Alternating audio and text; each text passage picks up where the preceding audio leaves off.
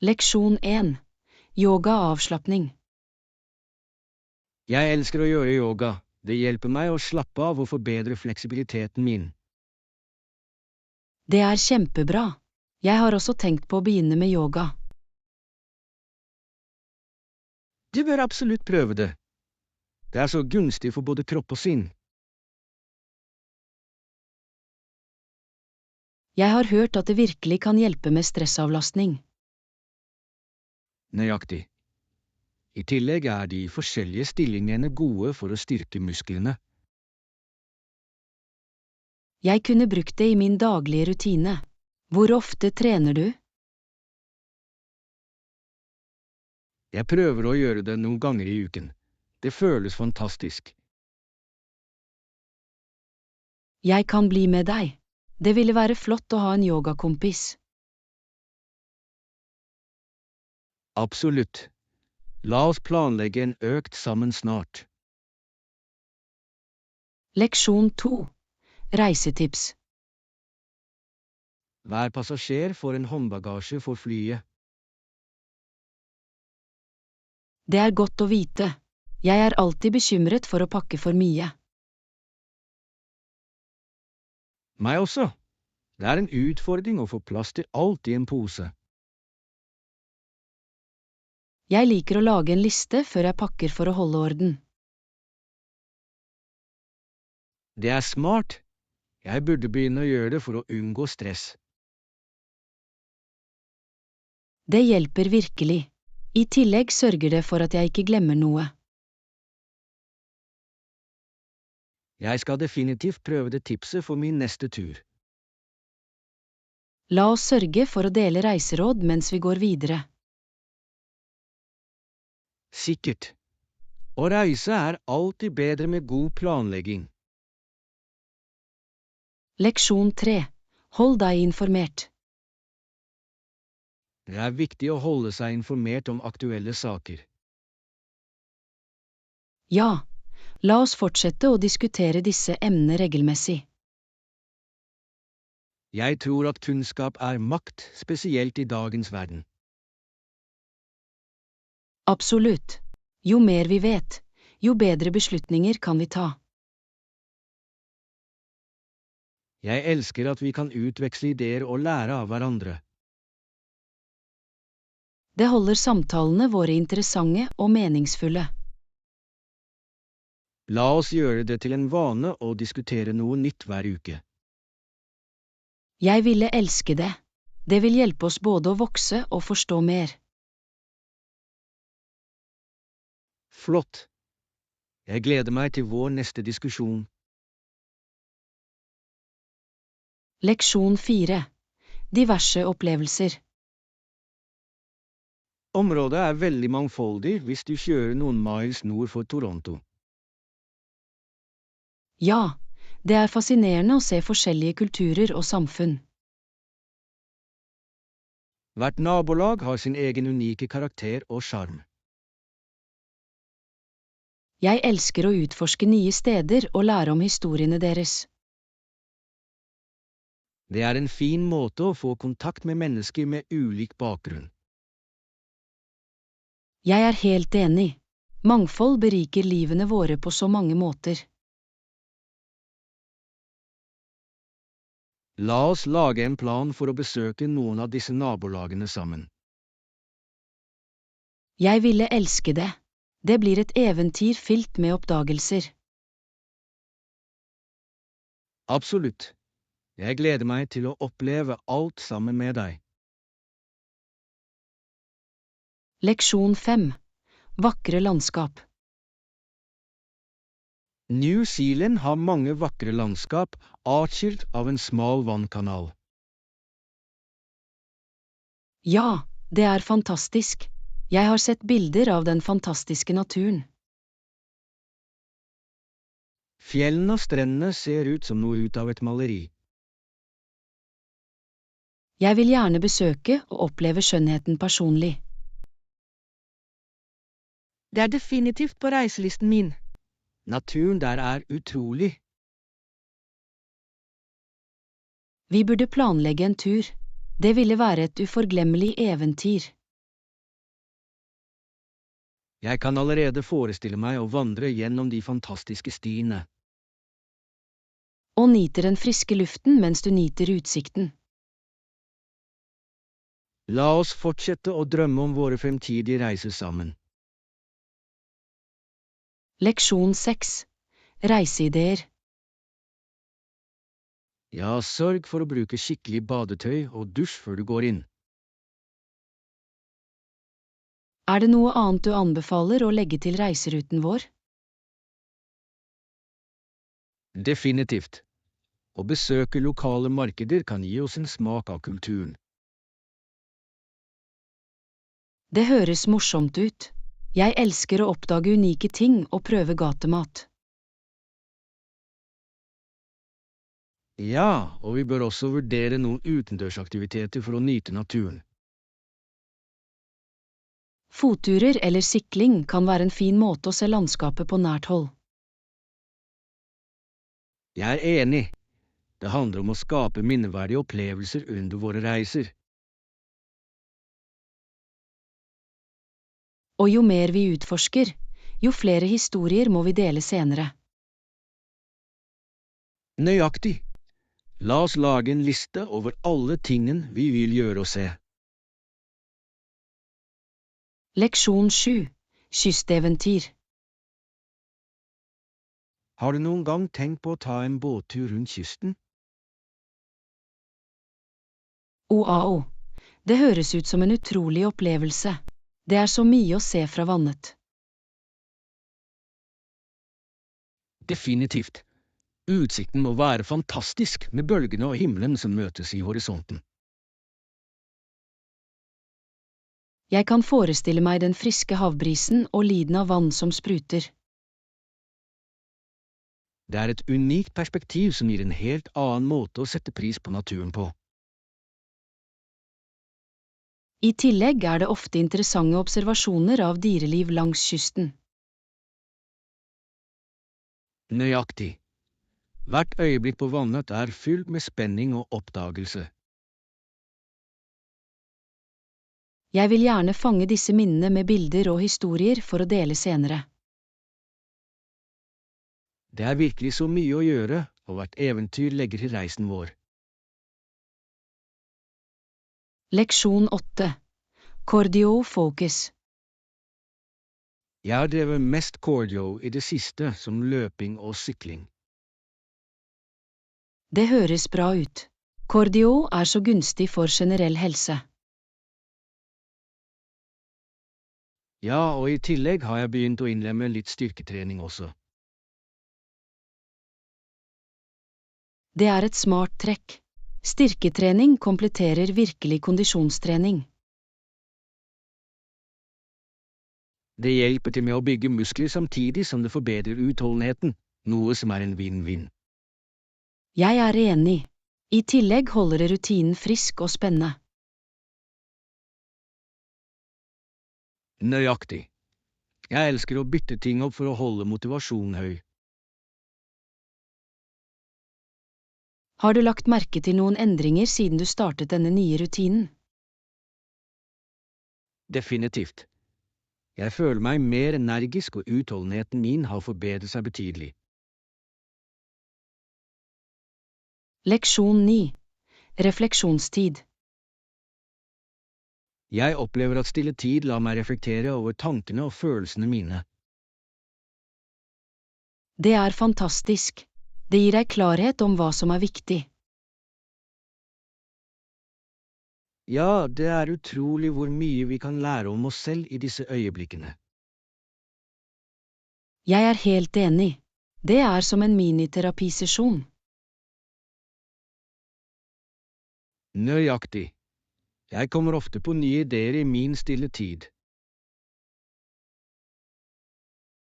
Det er fascinerende hvordan tankene våre fungerer når vi bremser. Har du prøvd å journalføre i løpet av refleksjonstiden? Jeg har. Å skrive ting ned hjelper meg virkelig å behandle følelsene mine. Det er en god idé. Jeg kan begynne å journalføre også for ekstra klarhet. Leksjon 10. Oppskriftshistorier. Hva med å inkludere noen personlige historier eller anekdoter med hver oppskrift? Det ville vært fantastisk. Det gir et personlig preg på matlaging. Nøyaktig. Deling av minner gjør oppskriftene mer relatable.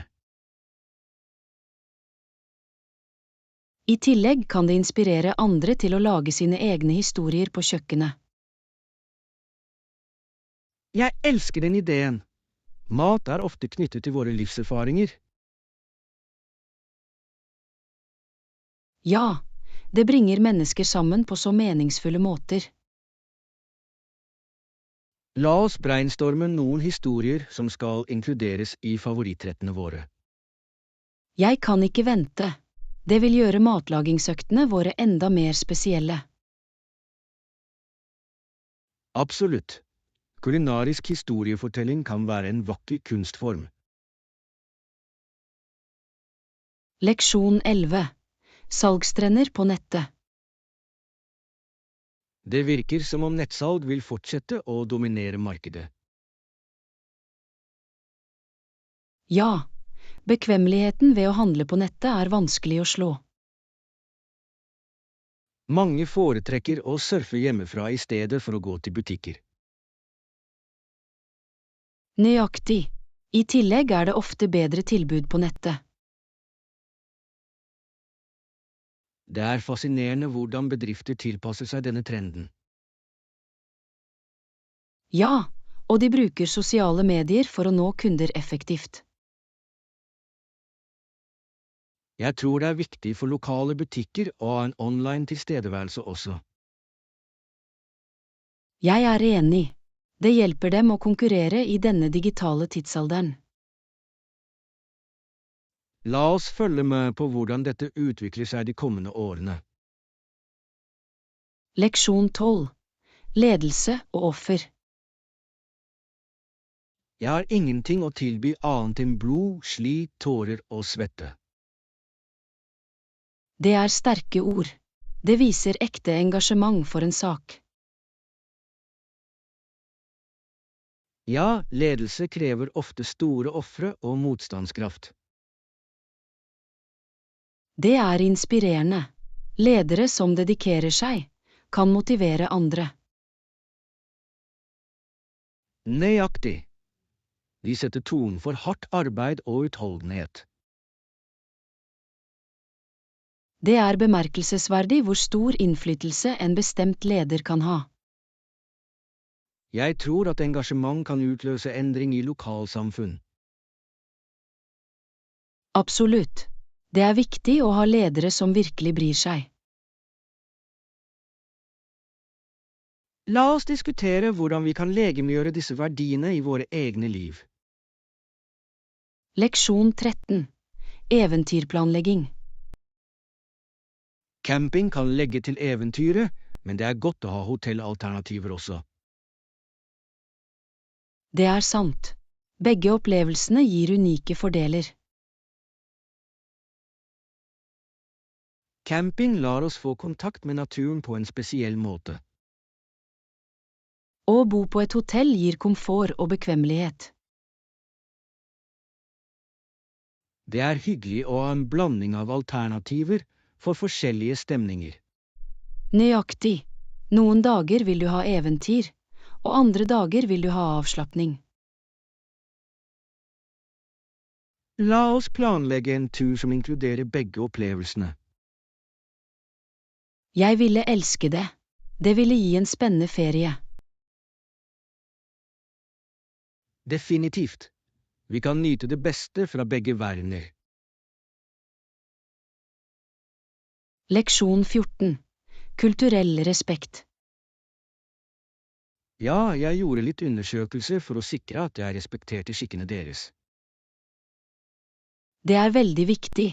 Forståelse av kultur gjør en stor forskjell. Absolutt. Det viser respekt og takknemlighet for deres livsstil. Jeg er enig. Det bidrar til å bygge tillit og rapport med andre. I tillegg beriker det våre egne erfaringer når vi lærer om forskjellige kulturer. Ja, det er fascinerende å se hvor mangfoldig verden vår er. Jeg synes vi alltid bør strebe etter å være kulturelt bevisste og følsomme. Definitivt. Det gjør oss mer informerte og empatiske individer. La oss fortsette å utforske nye kulturer og lære av dem. Leksjon 15. Ta med en bok. Det er en god idé. Jeg burde ha tatt med meg en bok til denne turen. Ja, en god bok kan gjøre ventetiden så mye morsommere. Jeg elsker å gå seg vill i en historie mens jeg er på reise. Nøyaktig. Det er en fin måte å bruke tiden på å slappe av. Jeg må huske å pakke en bok neste gang helt sikkert. Du vil ikke angre på det. Det gir et fint preg på enhver reise. I tillegg til, det kan utløse interessante samtaler hvis noen spør om det. Absolutt. Bøker er en fin måte å få kontakt med andre på. Jeg vil definitivt gjøre det til en del av reiserutinen min fremover. Leksjon 16. Markedsføringsinnsikt. Hei! Har du sett den nye markedsføringskampanjen? Ja, det er ganske imponerende. De klarte virkelig målrettingen. Jeg er enig. Det visuelle og meldingene er veldig engasjerende. Det er flott å se hvordan de får kontakt med publikum effektivt. Jeg synes de har gjort en fantastisk jobb med å forstå forbrukernes behov. Ja, og det er smart å bruke data for å drive strategiene sine. Jeg er nysgjerrig på å se hvordan denne kampanjen presterer de neste månedene. Meg også. Det blir interessant å analysere resultatene. La oss fortsette å diskutere disse trendene etter hvert som de utvikler seg. Leksjon 17. Barndomsminner. Da jeg var spedbarn, fikk jeg en filledykke som var veldig vanlig. Det høres sjarmerende ut. Noen ganger har enkle leker de beste minnene. Ja, den hadde på seg en enkel kjole, men det betydde verden for meg. Det er utrolig hvordan en liten gjenstand kan ha så mye sentimental verdi. Absolutt. Den dukken var min faste følgesvenn i barndommen. Jeg kan forestille meg. Det må ha vært trøstende å ha det rundt seg. Det var det virkelig. Jeg tror de tidlige minnene former hvem vi er. Definitivt. Det er deilig å høre om forbindelsen din til en dukken. Takk skal du ha. Disse minnene bringer alltid et smil i ansiktet mitt. Leksjon 18. Forslagsgjennomgang. Hei der. Jeg har gjennomgått forslaget og har noen bekymringer. Å, virkelig? Hvilke spesifikke områder er du bekymret for? Jeg la merke til at noen budsjettestimater virker litt optimistiske, noe som kan være risikabelt. Det er et gildig poeng. Det er viktig å sikre at prognosene våre er realistiske. Nøyaktig. Vi må være forberedt på uventede kostnader som kan oppstå. Hva tror du ville være en rimelig justering av budsjettet? Jeg mener vi bør øke beredskapsfondet for å dekke eventuelle overraskelser. Det høres klokt ut. Det er bedre å være trygg enn å angre i disse sakene. Avtalt. La oss gjøre disse endringene, og deretter presentere dem igjen for godkjenning. Leksjon 19. Bidrag til utvikling. Jeg tror vi alle har en slags livserfaring for å bidra til hjelp og utvikling. Absolutt. Våre unike perspektiver kan berike diskusjonen og løsningene. Det er viktig å utnytte våre ferdigheter og kunnskaper til det større gode. Ja, hvert lite bidrag kan ha en betydelig innvirkning over tid. Jeg tror samarbeid er nøkkelen til å takle utfordringene vi står overfor. Definitivt. Å jobbe sammen forbedrer effektiviteten og rekkevidden vår. La oss brainstorme hvordan vi bedre kan utnytte styrkene våre i dette prosjektet. Flott idé. Det blir spennende å se hva vi kan oppnå sammen. Jeg gleder meg til å gjøre en positiv forskjell. Leksjon 20. Avisseksjoner. Jeg elsker å lese resultatene for mange spill og konkurranser i sportsseksjonen. Det er alltid spennende. Det holder deg oppdatert på favorittlagene dine. Nøyaktig, men jeg liker også underholdningsdelen i avisen. Ja, det er fascinerende å se hvilke filmer og serier som trender. Jeg liker å oppdage nye utgivelser og kommende arrangementer i den delen. Det er en fin måte å planlegge helgeaktiviteter eller filmkvelder. Har du sett noen gode filmer i det siste som ble omtalt? Jeg så på et par av de nyere.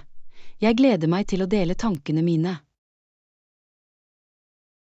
La oss sammenligne notater og planlegge en filmkveld snart. Leksjon 21. Nisingsetikette. Her om dagen nyser noen rett foran meg uten å dekke munnen. Å nei, det er så frekt. Det er viktig å praktisere god hygiene. Jeg holdt pusten et øyeblikk og prøvde å unngå bakterier. Det er et smart trekk. Det er alltid bedre å være forsiktig i slike situasjoner. Absolutt. Jeg tror vi alle burde være mer oppmerksomme på hvordan vi nyser. Ja, en enkel gest som å dekke munnen kan forhindre spredning av sykdom. Nøyaktig. Det er en del av å være hensynsfull overfor andre i offentligheten. La oss minne hverandre på å praktisere gode vaner, spesielt i influensasesongen. Flott idé. Det handler om å holde alle sunne og trygge. Leksjon 22. Samarbeidsutfordringer. Jeg tror samarbeid kan lide hvis kommunikasjonen går i stykker. Det er et godt poeng. Tidlig kommunikasjon er viktig for vellykket teamarbeid. Ja, uten det kan misforståelser føre til frustrasjon blant teammedlemmene. Nøyaktig. Vi må sørge for at alle er på samme side. Jeg tror regelmessig innsjekking kan bidra til å opprettholde åpne kommunikasjonslinjer. Det er et flott forslag. Det vil tillate oss å løse eventuelle problemer tidlig. La oss implementere denne strategien i vårt neste prosjektmøte. Jeg er helt for det. Å sikre et effektivt samarbeid vil føre til bedre resultater. Absolutt. Sammen kan vi oppnå så mye mer. Leksjon 23. Blindet av lyset. Jeg gikk nedover gaten da plutselig hele ansiktet mitt føltes som om det ble truffet av noe intenst. Først visste jeg ikke hva som hadde skjedd. Det var som om verden rundt meg hadde forsvunnet. Jeg husker at jeg følte meg helt blind, ute av stand til å se noe, og det var ganske skremmende. Det må ha vært en surrealistisk opplevelse, å prøve å forstå hva som skjedde i det øyeblikket. Ja, hjertet mitt løp mens jeg famlet for å gjenvinne sansene mine, og lurte på om jeg noen gang ville se tydelig igjen. Den typen desorientering kan være overveldende. Det er som å bli kastet inn i en annen virkelighet. Etter noen øyeblikk begynte jeg å tilpasse meg, og sakte begynte lyset å filtrere tilbake i synet mitt. Den lettelsen må ha vært utrolig. Å gjenvinne synet kan føles som en ny sjanse. Nøyaktig. Jeg tok pusten dypt, takknemlig for å se de kjente severdighetene rundt meg igjen. Leksjon 24. Lokal smak. Jeg har tenkt på hvor viktig det er å fordype meg i den lokale kulturen når du reiser. Absolutt. Å prøve lokal gatemat er en av de beste måtene å oppleve et sted autentisk.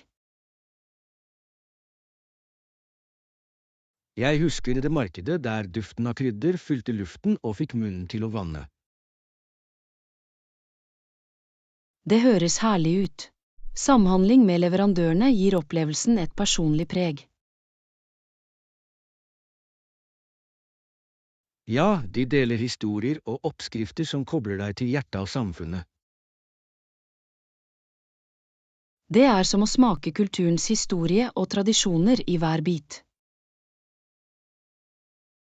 Nøyaktig. Hver rett forteller en historie, og jeg elsker å oppdage de unike smakene i forskjellige regioner. Og er det ikke fantastisk hvordan mat kan bringe mennesker sammen og skape minner som varer livet ut? Absolutt. Jeg drar alltid med en følelse av oppfyllelse og et ønske om å utforske mer. Leksjon 25. Kreativ reise. Jeg er sikker på at du vil skape fantastisk kunst, spesielt når du lar fantasien sveve. Takk skal du ha. Jeg tror at å glede seg over prosessen er like viktig som det siste stykket. Det er så sant. Gleden ved å skape kan være utrolig tilfredsstillende og befriende.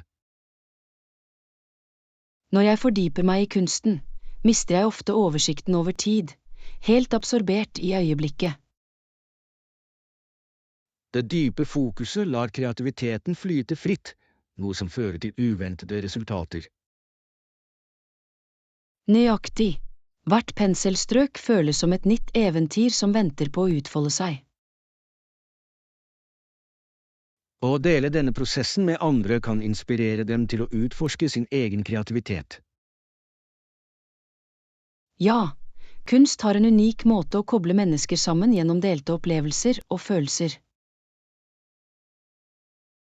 Det er en vakker syklus, der oppmuntring fører til mer kreativitet og inspirasjon. Leksjon 26. Prioritering av egenomsorg. Jeg har tenkt på hvor viktig det er å prioritere egenomsorg i våre travle liv. Det er virkelig positivt. Å ta tid for oss selv kan gjøre en stor forskjell i vårt velvære. Absolutt. Jeg har begynt å sette av øyeblikk hver dag bare for å slappe av og lade opp. Hvordan har disse endringene påvirket livet ditt? Jeg føler meg mer energisk og fokusert, klar til å takle det som kommer min vei. Det er utrolig hvordan bare litt egenomsorg kan endre perspektivet og humøret vårt. Ja, jeg opplever at jeg er mer produktiv og kreativ når jeg tar disse pausene. Og det er en flott påminnelse om at vi fortjener å ta vare på oss selv også. Nøyaktig. Det er viktig å lytte til våre behov og svare med vennlighet. Leksjon 27. Naturskjønne reiser. Tog er en så praktisk måte å reise på, spesielt for den naturskjønne utsikten underveis. Jeg er helt enig. Det er noe magisk med å se landskapet endre seg utenfor vinduet. Det er som et bevegelig bilde som fanger naturens skjønnhet i hver ramme. I tillegg tilbyr tog ofte et komfortnivå som gjør reisen hyggelig. Og la oss ikke glemme hvor mye lettere det er å bevege seg rundt på et tog sammenlignet med et fly. Ja, du kan strekke bena, gå rundt og til og med ta en matbit når du vil.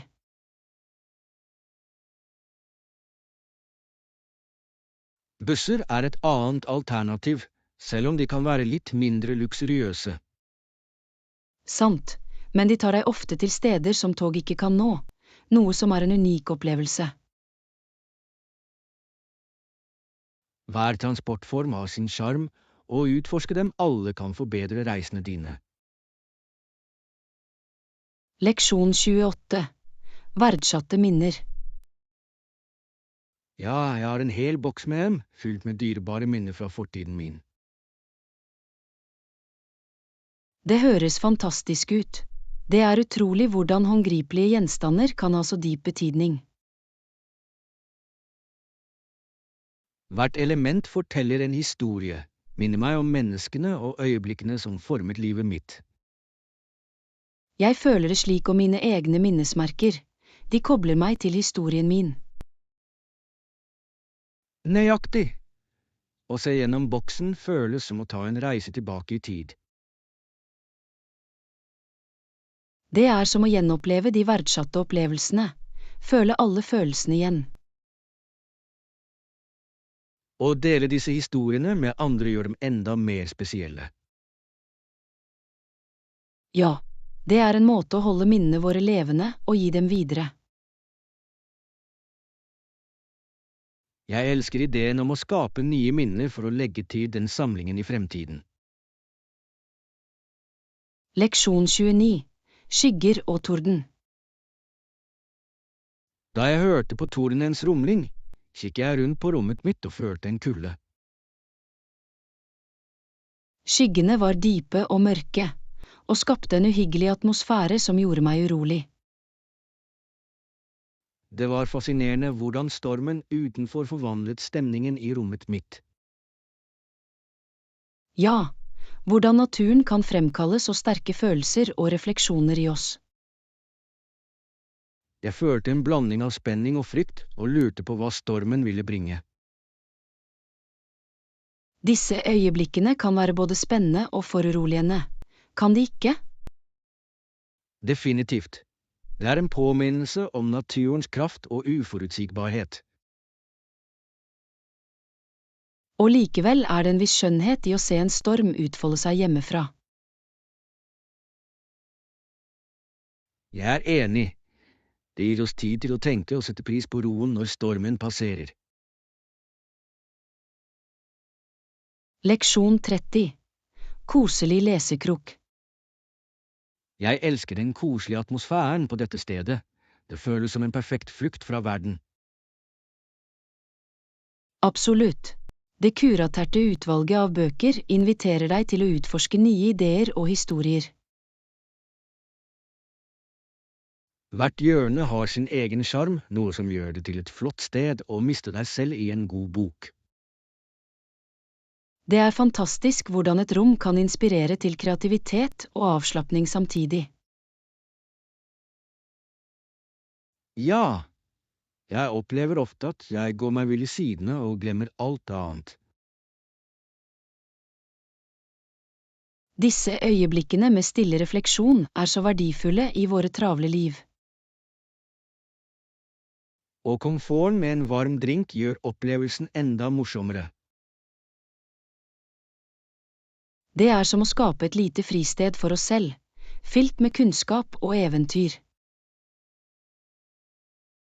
Jeg kunne tilbringe timer her, bare lese og suge inn atmosfæren.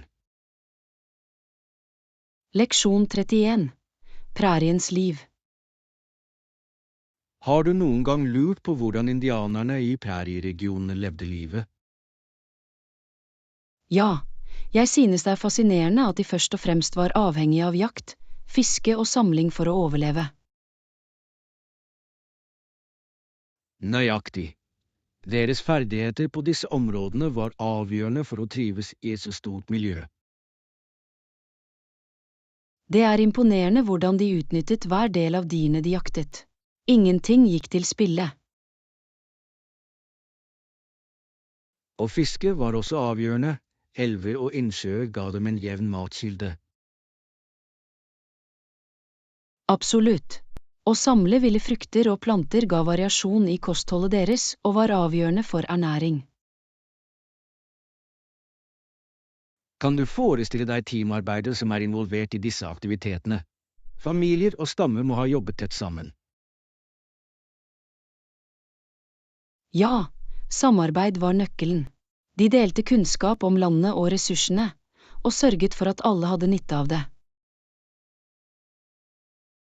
Det er bemerkelsesverdig hvordan livsstilen deres var så dypt knyttet til naturen. Leksjon 32. Flytiming. Det er flott. Jeg vil ikke gå glipp av flyet mitt. Ikke bekymre deg. Du har god tid. Flyplassen ligger bare en kort kjøretur unna. Er du sikker? Jeg vil virkelig ikke skynde meg gjennom sikkerhetskontrollen. Absolutt. Vi har fortsatt en time før ombordstigningen begynner. Jeg kan ikke tro at jeg nesten glemte passet mitt. Det hadde vært en katastrofe. Det skjer med de beste av oss. Bare husk å dobbeltsjekke bagasjen. Godt poeng. Jeg skal sørge for at jeg har alt jeg trenger. Og slapp av. Du er på vei før du vet ordet av det. Takk for at du holdt meg rolig. Jeg setter stor pris på det. Leksjon 33. Språkbarrierer. Du vet, noen destinasjoner hadde lokalbefolkningen som ikke snakker engelsk i det hele tatt. Virkelig. Det må ha gjort kommunikasjonen vanskelig. Det gjorde det først, men grunnleggende setninger hjalp mye. Det er interessant. Hvilke setninger lærte du? Enkle som hei og takk gikk langt. Jeg kan se hvordan det ville bryte isen med lokalbefolkningen. Nøyaktig. De satte pris på innsatsen, og det åpnet samtaler. Det er en god strategi for reisende. Definitivt. Det gjorde opplevelsen mye morsommere. Leksjon 34. Motevalg. Du bør vurdere å prøve en wrapkjole, de er så allsidige. Virkelig. Jeg har hørt det, men jeg har aldri prøvd den. Du vil bli overrasket over hvor smigrende de kan være for enhver kroppstype. Det høres lovende ut. Er de også komfortable? Veldig! Du kan kle dem opp eller ned for enhver anledning. Det er akkurat det jeg trenger for min kommende tur. I tillegg er de enkle å pakke, noe som er en bonus. Jeg elsker det. Mindre problemer når du reiser er alltid bra. Definitivt. La oss planlegge en shoppingtur snart.